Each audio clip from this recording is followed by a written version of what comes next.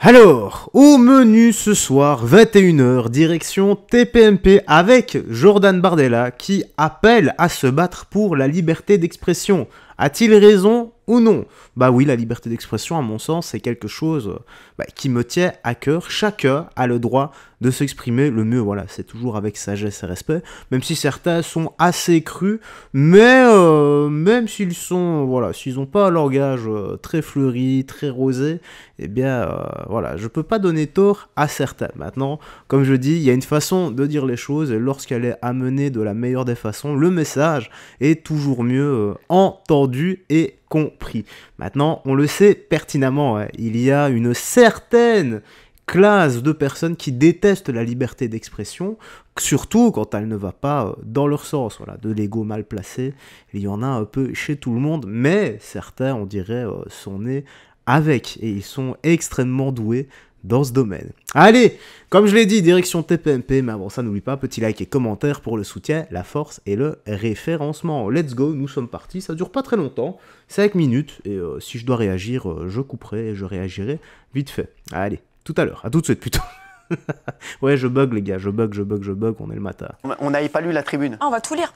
Non, pas tout, mais quelques passages. Vraiment fort. Non, mais c'est magnifique. L'actrice en chef. Le président du Rassemblement national est revenu sur la possible interdiction de diffusion de la chaîne C8. Et juste avant la décision du Conseil d'État, franchement, c'est un acte fort qu'il a fait d'écrire une tribune dans Valeurs actuelles. Il appelle la France à prendre exemple sur les États-Unis de Donald Trump en matière de liberté d'expression. Cette semaine, le Conseil d'État devra se prononcer sur le recours de la chaîne C8 contre son interdiction de diffusion par l'Arcom. Ainsi, nous saurons si la liberté d'expression en France est déjà très fragilisée, on est d'accord, subira un nouveau recul, avec la fin sur les antennes de la première chaîne en audience de la TNT. Bravo, c'est bien de le rappeler. Que la diffusion d'une chaîne aussi populaire soit suspendue à un recours devant le Conseil d'État devrait déjà en soi... Je mets juste pause 2 secondes, les gars.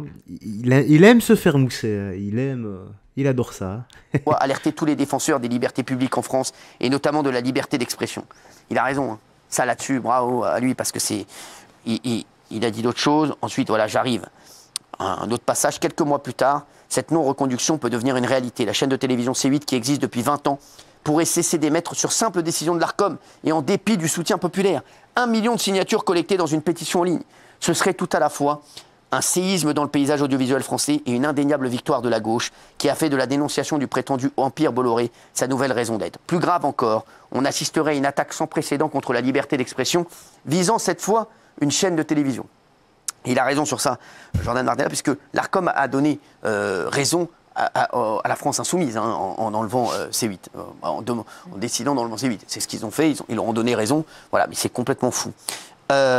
La critique des prétendus bienfaits de l'immigration de masse ou le refus de la multiplicité des genres deviennent des dérapages, des discours de haine, suscitant des appels à la régulation, un vocable qui signifie bien souvent censure. Dans l'affaire C8, le harcèlement ciblé de la gauche qui utilise des signalements à l'Arcom comme une arme va peut-être conduire à la fin d'une chaîne de télévision sans que cela ne provoque de réaction particulière.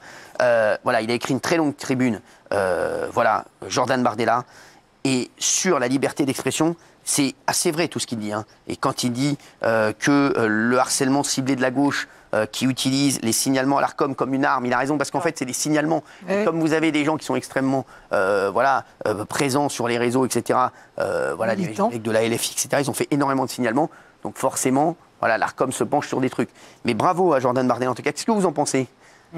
Très courageux, ouais, et je trouve ça très bien. Et moi, j'ai toujours déploré ici que les élus de gauche, alors on met à part LFI en la matière, mais que les élus de gauche, les socialistes, les communistes, les écolos, ne se soient pas manifestés pour sauver C8. Ils ont été nuls. Ce sont souvent les chantres et les apôtres de la liberté d'expression. Là, ils avaient une bonne occasion de le prouver. Ils ont été absents. Et pour moi, c'est une tragédie totale. C'est le naufrage de la gauche. Et le vice-président américain, parce que ce que dit Jordan ensuite, dans la suite, il dit qu'on devrait s'inspirer des États-Unis sur la liberté d'expression et la pluralité des pensées. Et oui, là, le vice-président américain, j'espère que je vais rencontrer certainement ce week-end, il a fait tout un discours sur la liberté d'expression. Il a dit qu'en France, enfin et surtout en Europe, la liberté d'expression était en danger. C'est ce qu'il a dit. Et c'est vrai qu'aujourd'hui, c'est absolument incroyable, hein. Voilà, donc j'espère que ça va bouger.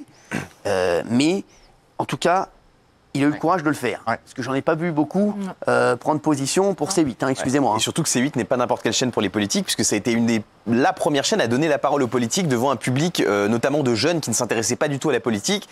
Et j'en veux pour exemple, exactement, j'en veux pour exemple Jean-Luc Mélenchon, qui le lendemain de Balance ton poste à l'époque s'était vanté d'avoir eu je sais plus combien de centaines de souscriptions à son parti suite à son passage. Donc je trouve ça légèrement ingrat de la part de toute la classe politique qui a eu ici une tribune pour s'exprimer, notamment devant un public qui n'a pas l'habitude de les écouter, de ne pas soutenir cette chaîne et qui leur a donné entre guillemets cette chance de s'exprimer. Absolument. Voilà. Et c'est vrai que cette tribune est incroyable. Merci à Jordan, en tout cas à Jordan Bardella, de nous avoir écrit ça. Maintenant, on ne sait pas si ça va faire boucher les choses, mais j'aimerais bien qu'il y ait d'autres gens, d'autres partis qui fassent des choses. Hein. Voilà, il n'y a pas que Jordan Bardella. Bien sûr. En tout cas, bon, c'est quand même... franchement... En fait, la liberté d'expression, c'est se battre pour qu'on puisse s'exprimer même quand on n'est pas d'accord. Et en fait, aujourd'hui, l'extrême gauche et la gauche ne veulent pas qu'on soit pas d'accord avec eux, en fait. Donc, du coup, ils veulent bâillonner. Ouais. Exactement. À part Thomas Guénolé. En tout cas, heureusement que ça a été fait. Mais franchement, c'est dangereux. C'est courageux d'avoir fait ça. Oui. Et je trouve que c'est bien qu'ils remettent une couche sur le scandale, je trouve, des signalements. C'est quand même incroyable. Les gens signalent à l'ARCOM. L'ARCOM, c'est leur boulot de regarder la télé et de voir s'il y a des rapages. En fait, les gens font le boulot à la place de l'ARCOM. L'ARCOM, c'est son job. Il regarde la télévision. S'il y a des rapages, il le signale. On doit signaler à l'ARCOM. Je trouve que c'est incroyable. C'est comme si on allait dire aux gendarmes, attention, il y a quelqu'un... Mais vous savez... Et après, je remets... Bon, il reste que 13 secondes. Hein, je mets ça et j'en parle après. En train de téléphoner là-bas au volant. Non, c'est aux gendarmes de trouver les gens. C'est pas aux gens de dire à l'ARCOM, attention, il y a ci. Avec des dérapages et des excès incroyables. Exactement. En tout cas, voilà, merci. Bah, pour en revenir à ce qu'il vient de dire là, que les gens dénoncent, il faut savoir, les gars, en Corée du Sud, ça existe déjà et c'est carrément un business, un métier. Il y a des gens, donc tu es payé pour dénoncer les gens qui fraudent, en fait. Par exemple, quelqu'un qui fait des excès de vitesse, quelqu'un qui, je sais pas, qui fume et qui jette un mégot au sol.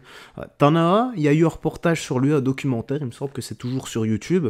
Le mec a des dashcams dans sa caisse, et il fait quoi? Bah, il se balade toute la journée, et dès qu'il y a quelqu'un qui fraude, qui passe au feu rouge ou orange, mais vraiment limite, qui se gare mal ou autre, eh bien, photo, vidéo, et dénonce le tout. Et ça lui rapporte masse de thunes. Hein. Il me semble que ça lui a rapporté en quelques années l'équivalent de 250 000 ou 300 000 euros. Rien que ça. Voilà, c'est un truc de fou. Et de toute façon, rappelez-vous les gars, rappelez-vous simplement, hein, il y a quelques années d'ici, il y a des gens qui dénonçaient leur voisin parce qu'il faisait une fête à plus de 6 personnes ou parce que voilà, il n'y avait pas d'aération, il n'y avait pas de masque ou autre. Oui, je parle d'une certaine époque là, avec une certaine petite maladie, tu vois, une certaine petite grippette, si tu vois ce que je veux dire. Pour le reste, bah, comme je l'ai dit les gars, la liberté d'expression c'est quelque chose à laquelle je suis extrêmement attaché. Mais ça se perd de plus en plus maintenant, heureusement que sur la chaîne, surtout sur la chaîne principale, tu sais très bien, je garde absolument tous les commentaires, d'accord ou non. Il y a parfois on est tous d'accord, enfin presque tous d'accord ensemble, parfois pas. Mais bon voilà, c'est la vie et c'est comme ça que de toute façon qu'on avance, c'est avec les idées des autres. Vous imaginez imaginez-vous une vie où tout le monde est d'accord avec tout le monde. Bah t'avances pas en fait. Bah si, t'auras la pression d'avancer, mais en fait non. Ce sera un peu triste, c'est comme si tout le monde s'habillait de la même façon, tout le monde pensait de la même façon, tout le monde faisait exactement la même chose, tout le monde était exactement pareil. Bah ce serait triste en fait. Voilà, bon bah C8, normalement c'est voué à disparaître, c'est comme ça de toute façon, je m'en fais pas pour eux, ils vont rebondir et Cyril refera certainement une nouvelle émission ou autre, hein. Voilà, c'est comme ça. Allez, j'ai rien d'autre à ajouter. J'espère que t'as apprécié la petite news actu. Tu me dis dans l'espace commentaire, toi, ce que t'en as pensé. S'il te plaît, sois modéré, toujours avec sagesse et respect. Allez, prends bien soin de toi, des gens que tu aimes, et on se dit à la prochaine pour d'autres vidéos. Bye bye, fais très attention à toi, et surtout, garde la foi, et que Jésus-Christ te bénisse. Ciao.